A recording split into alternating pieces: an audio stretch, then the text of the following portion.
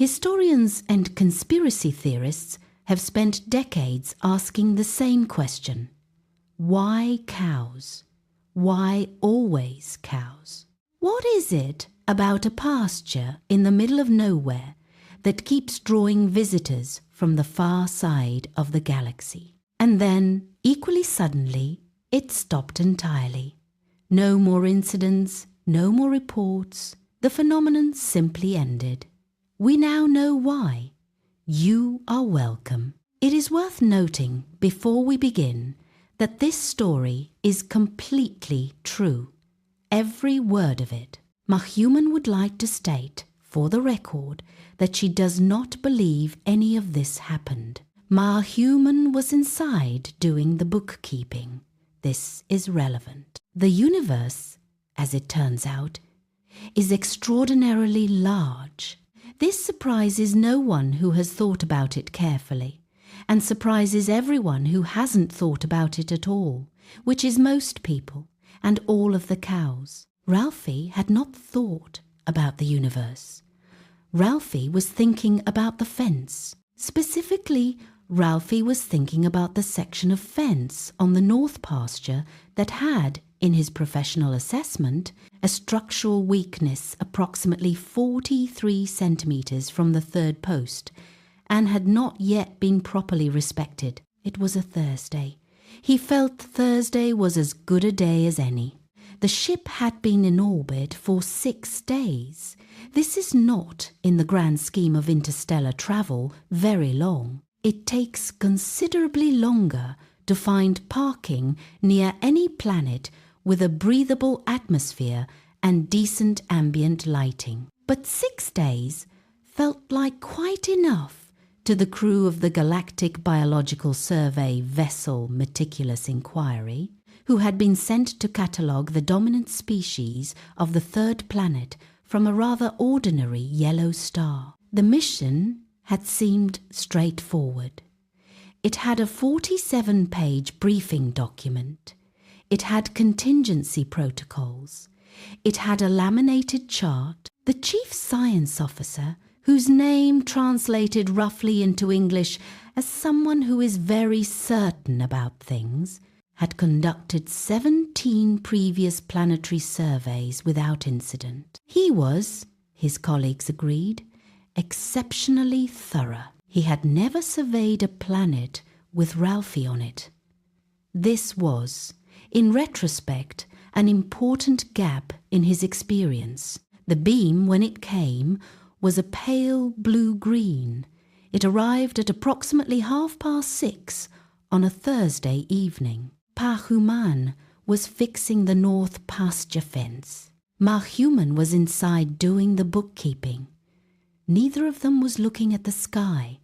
Mahhuman noticed it first, not because he saw the beam, but because he heard a sound he had never heard before, a low, resonant hum, like a very large tuning fork being struck somewhere above the clouds, followed immediately by the specific silence that follows when something that was definitely there a moment ago is no longer there. He looked at the fence.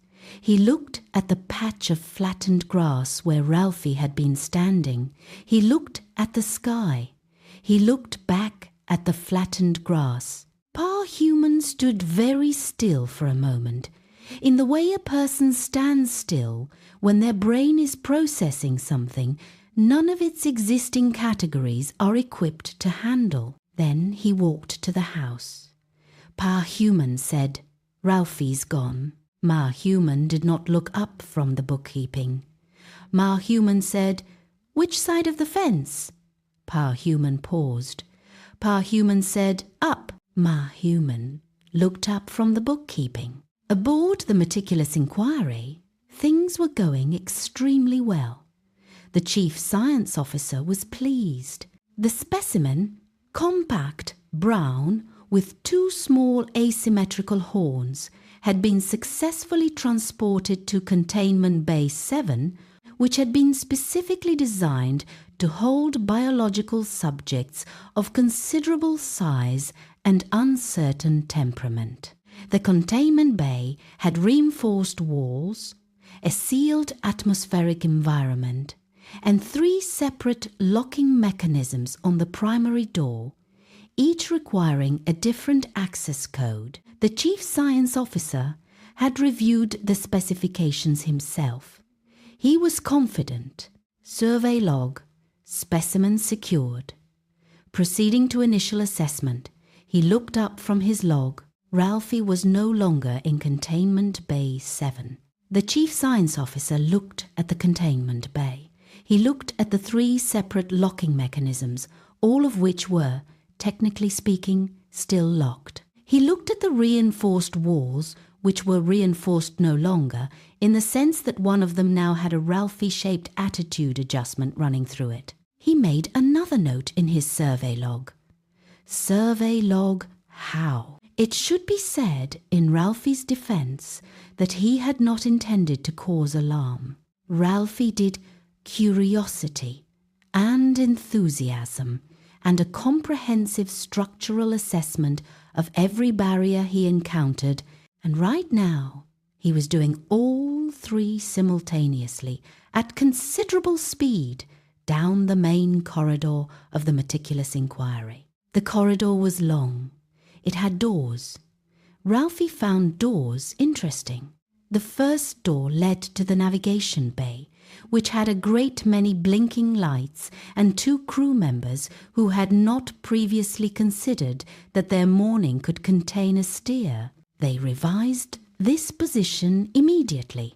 The second door led to a storage area containing several large containers of something that smelled extraordinary.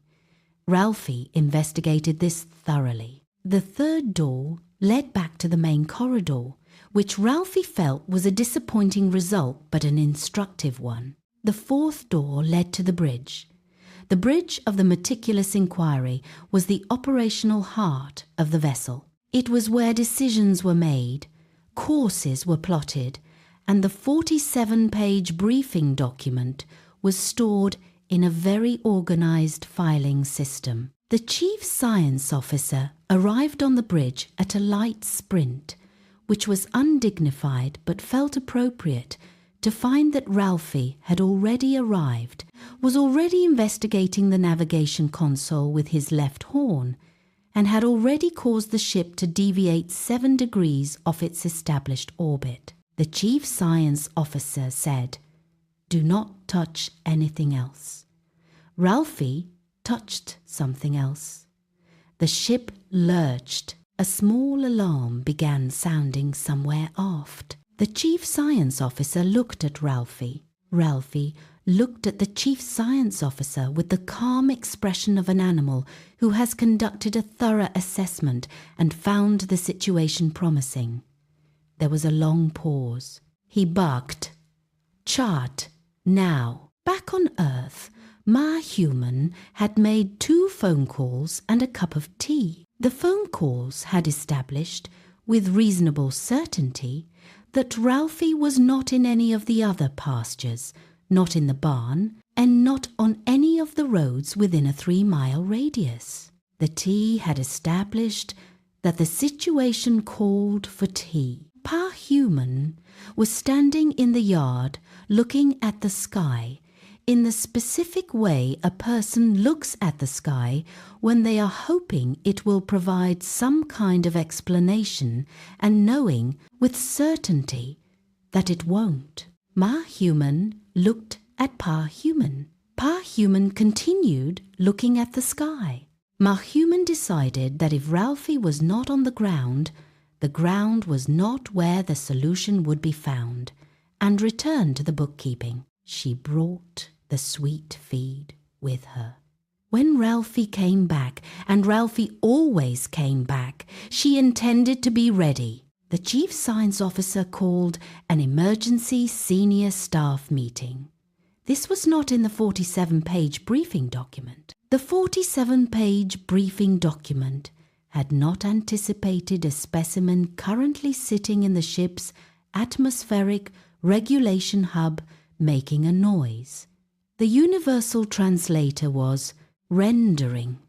with evident uncertainty as general satisfaction. The chief science officer said, options. The deputy survey officer said, we could attempt recontainment. Everyone looked at the hole in the wall of Containment Bay 7. The chief science officer said, other options. The junior taxonomist said, we could negotiate with it, determine its needs. There was a silence of the particular quality that settles over a room when someone has said something simultaneously reasonable and absolutely hopeless. The chief science officer said, its needs currently appear to include the atmospheric regulation hub, 40 kilograms of whatever it found in Storage Bay 3, and a structural assessment of every door on this vessel. The junior taxonomist said, so we negotiate around those needs. The chief science officer pinched what passed for a bridge of his nose. The chief science officer said, get me the return trajectory.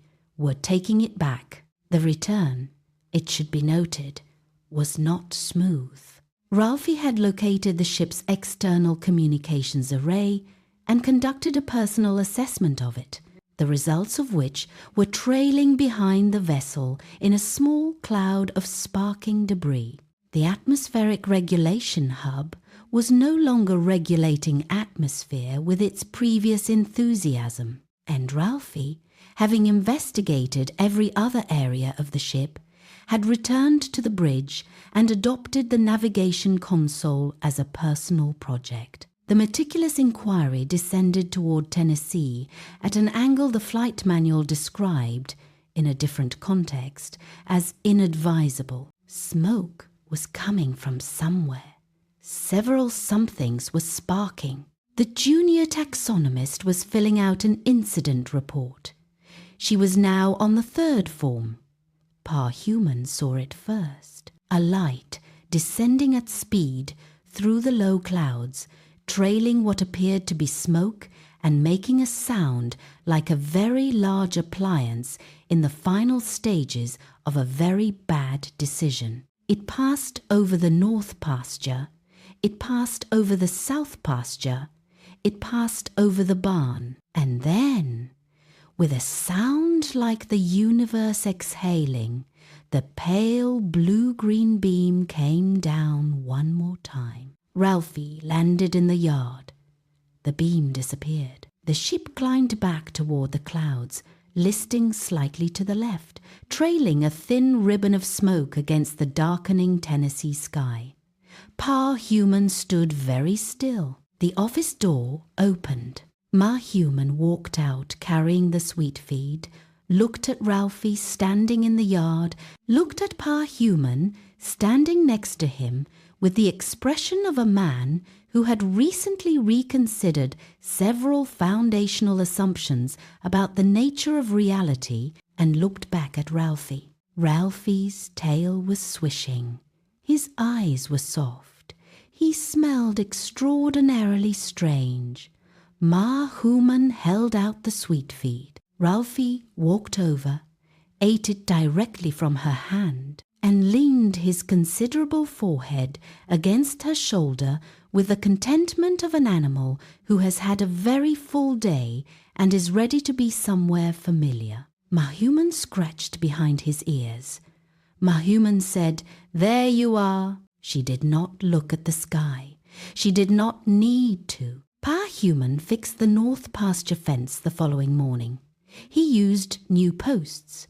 He used reinforced wire. He used, at Mar-human's suggestion, a section of actual steel panel that had been sitting behind the barn for 3 years, waiting for exactly this kind of moment. He stood back and looked at it. It was, he felt, the best fence he had ever built. Ralphie stood on the other side of it and looked at him with the expression of an animal conducting a preliminary assessment. Par-human pointed at Ralphie. Ralphie's tail swished once. Par-human went inside. At the outer boundary of the solar system, A small automated probe deployed from the retreating Meticulous inquiry and affixed a sign to the edge of navigable space. The sign had been printed hastily. There was a smudge on the lower left corner where someone had leaned on it before the ink was dry. It read, "Quarantine Zone. Beware of cows." This means you... No, seriously, we are not joking about the cows. The probe returned to the ship. The Meticulous inquiry jumped to hyperspace. The sign drifted quietly in the dark. In Tennessee, a brown steer with small asymmetrical horns stood in a moonlit pasture, surveying the north fence with calm professional interest. It was, he had concluded, promising. Soft Landing Animal Sanctuary is a 501c3 non-profit rescue organization operating in Tennessee. If this story made you smile, please consider supporting the animals who inspired it. Links below.